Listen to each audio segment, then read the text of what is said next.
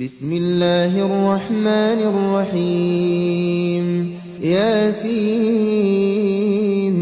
والقرآن الحكيم إنك لمن المرسلين على صراط مستقيم تنزيل العزيز الرحيم لتنذر قوما ما أنذر آباؤهم فهم غافلون لقد حق القول على أكثرهم فهم لا يؤمنون إنا جعلنا في أعناقهم أغلالا فهي إلى الأذقان فهم